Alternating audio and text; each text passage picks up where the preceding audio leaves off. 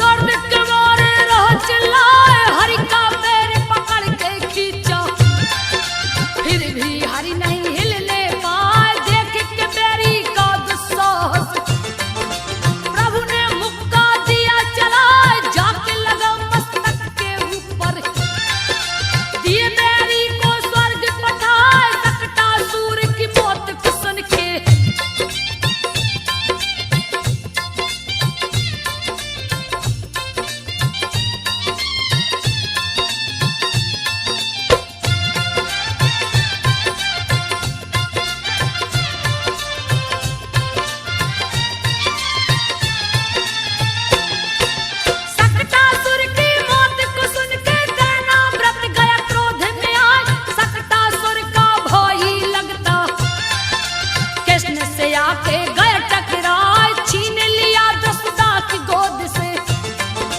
दिन को दिया है रात बनाए, छाया चारों ओर अंधेरा। यशोदा जी कुछ समझ न पाए, लेके उड़ा है आकाश मार्ग में। तेरी जोर रहा अजमाए, पटक दिए धरती पे उसको। दिए मौत की नींद सुलाए, घुटनों के बल प्रभु चलते हैं।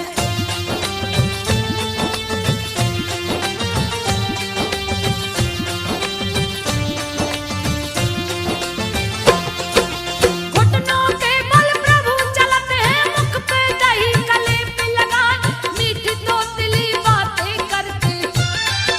गैया की पूछ पकड़ झुल जा, एक दिन रात में चांद को देखा।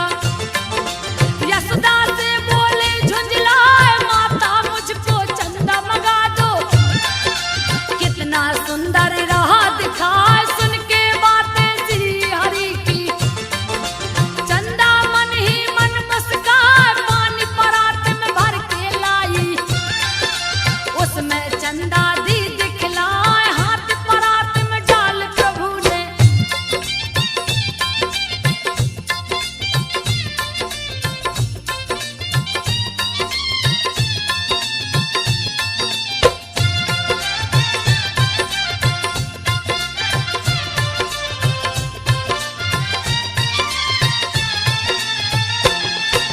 हाथ परात में डाल प्रभु ने, पानी को तब दिया हिला।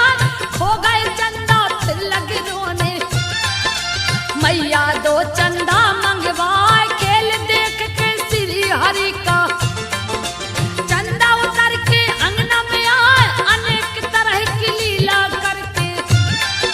दूध दही माखन को चुराए, रोज उलेहना ग्वाले गोपे।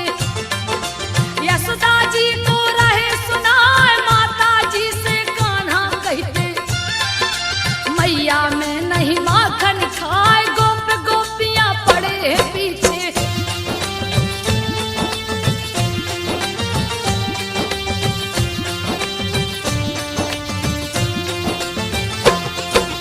गोप गोपियां पड़े हैं पीछे, बरबस मुख देते लपटा। एक दिन मिट्टी खाते कान्हा, रंगे हाथ गए हैं पकड़ा।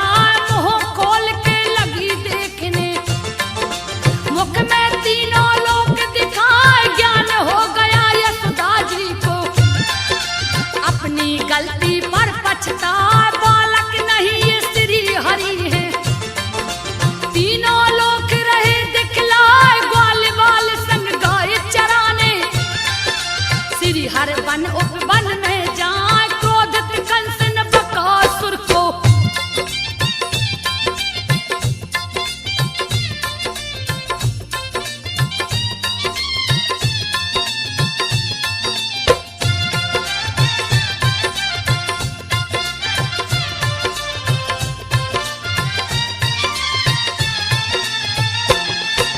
क्रोधित कंस ने बकासुर को यमुना के तट पे दिया पठा। बगुल का रूप धार के आया, ग्वाल बाल सब गए डराए। गैया बछड़ा भागन लागे, दिया भारी उत्पात मचाए। कृष्ण को चोंच में बंद कर लिया, ग्वाल बाल सब गए घबराए। मुख के भीतर बड़े हो गए, पांव तले दिए चोंच दबाए। बकासुर का वध कर डाला, कंस भी भय से गया घबराए। क्रोधी कंस ने अघासुर को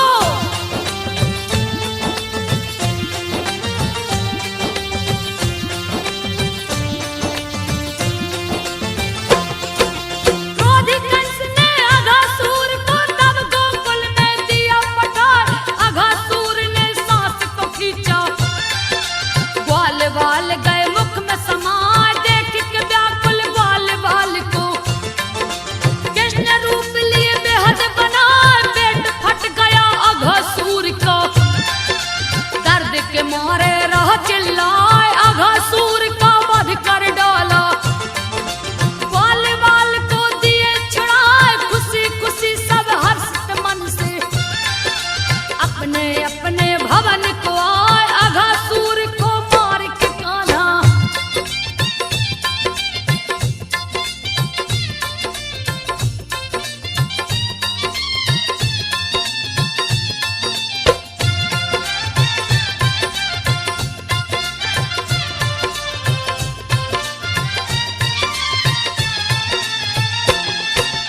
अघासुर का वध कर डाला, आसन यमुना तट पे लगाए, मित्रों संग जलपान करते।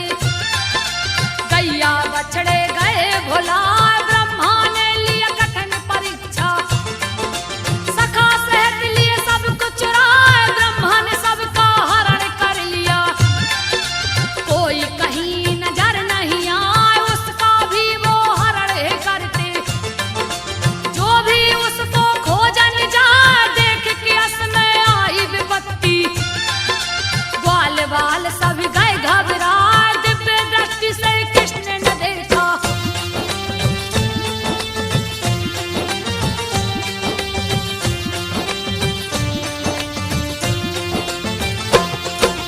दिव्य दृष्टि से कृष्ण ने देखा, ब्रह्मा से नजर गई टकरा। ब्रह्मा को चोरी करते देख के कृष्ण जी मन ही मन मुस्काए, सारे सखा बिछड़े गायों से। कृष्ण जी ने है दिया छुड़ा, दूसरी बार जब ब्रह्मा जी ने सोचा सभी को फिर से चुराए, गैया बछड़ा नजर न आए। कृष्ण कृष्ण नाए दिखलाए, चारों तरफ ही कृष्ण भरे, जिनकी गिनती की नहीं जाए। ओठ पे मुरली को रख कर प्रभु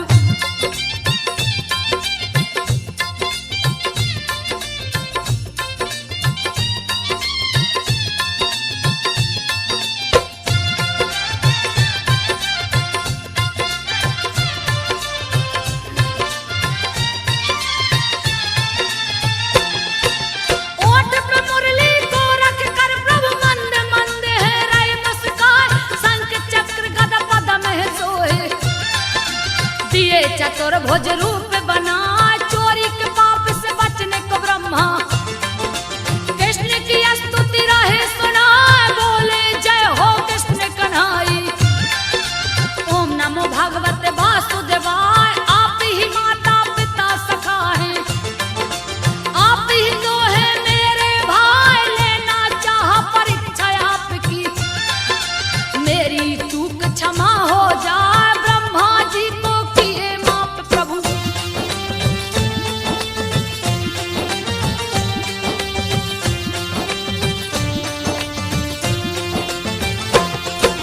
ब्रह्मा जी को किए माफ प्रभु, ब्रह्मा मन ही मन मुस्काए।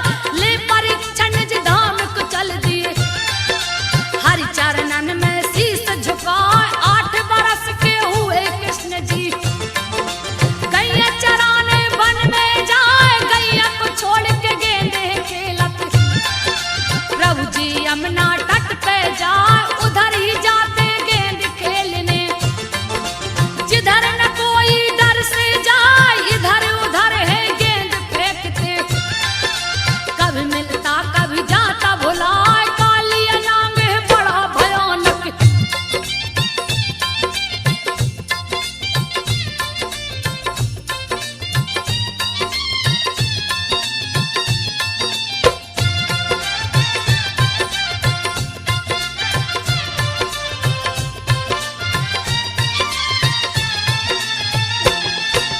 कालिया नाग है बड़ा भयानक, जिसका वर्णन किया न जाए। हर पल विष को गलता रहता, यमुना को दिया दुष्ट करा।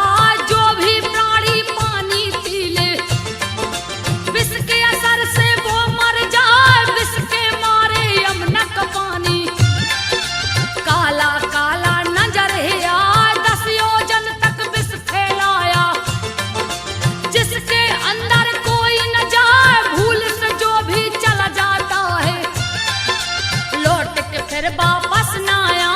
कालिया मर्दन को चल दिए हैं,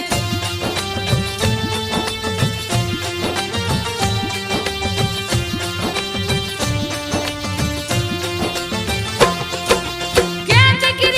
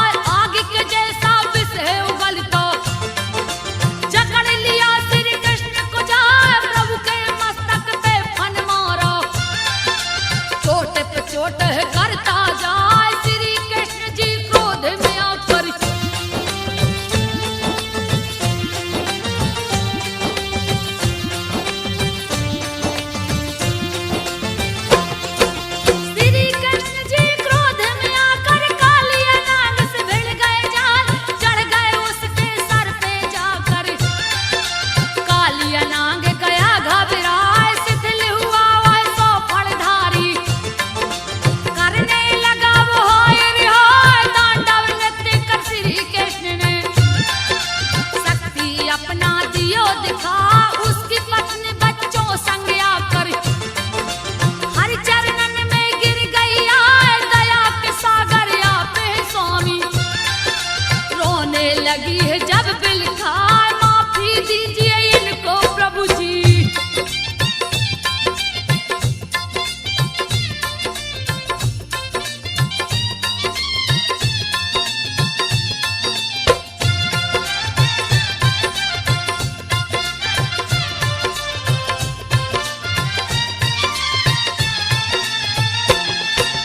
माफी दीजिए इनको प्रभु जी दास लीजिए अपना बना मेरे सुहाग की रक्षा कीजिए।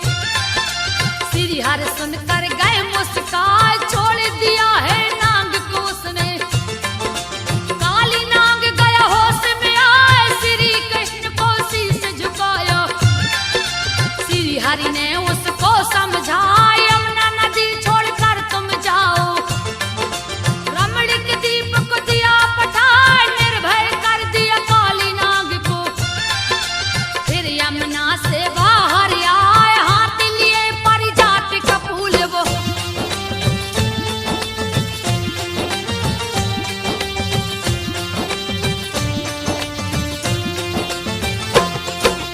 हाथ लिए परिजात का फूल वो ब्रजवासी सब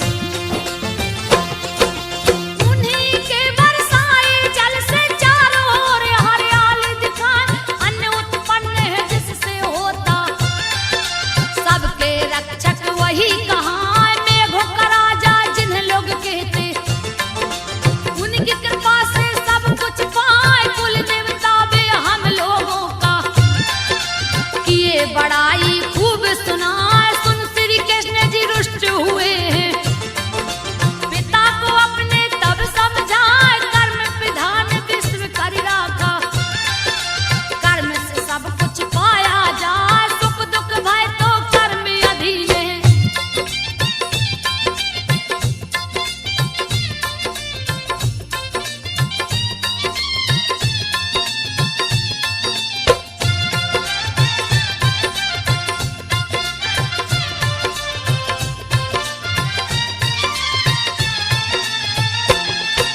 सुख दुख भय तो कर्म अधीन है, कर्म से बढ़ के कुछ भी ना, वशीभूत सब इसके प्राणी, कर्म की महिता कहीं न जाए, कर्म ही शत्रु कर्म ही मित्र है, कर्म ही देवता असुर कहवाए, कर्म से बढ़कर कुछ नहीं दूजा।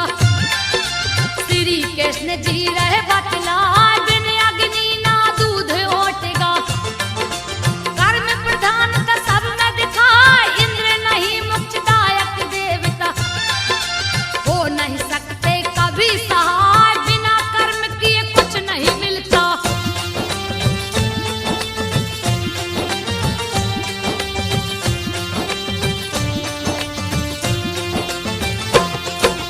बिना कर्म किए कुछ नहीं मिलता, श्री कृष्ण जी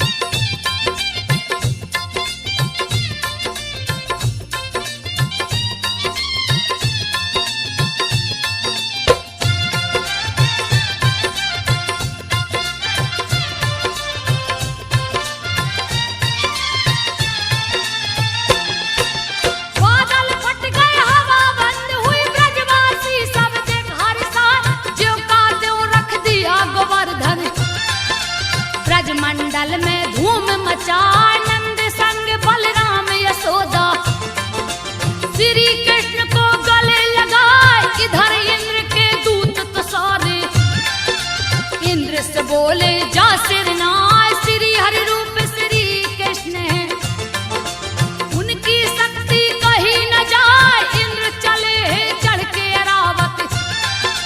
श्री कृष्ण को शीश झुकाए श्री कृष्ण की महिमा न्यारी।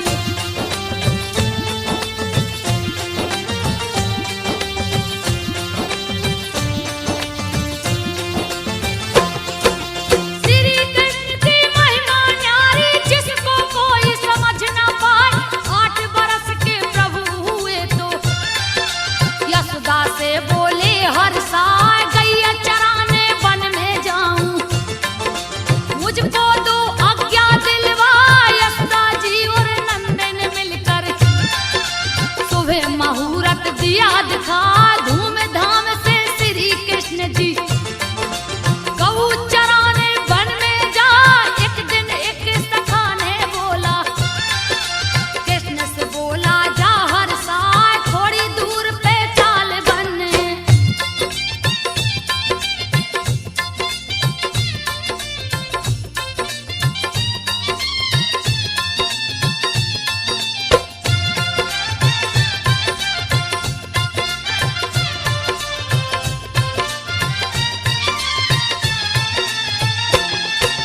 थोड़ी दूर पे ताल बन है जहाँ पे सुंदर वृक्ष दिखाए। वृक्ष में अमृत जैसे फल हैं पर उसको कोई तोड़ न पाए क्योंकि वहाँ एक असुर है रहता। जिसका नाम धेनुक कहलाए जो भी फल को तोड़ न जाता उसे मार कर जाता खाए। सुनकर बातें सखा की अपने ताल वन में हरि जी जाए वृक्षों को झकझोर दिए। सारे फल को दिए गिराए महाकुपित हो दौड़ा धेनुक।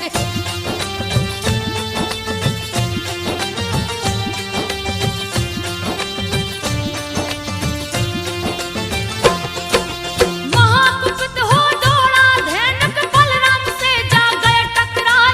बलराम को है चोट पहुंचाया छाती पे दिया लात चलाए।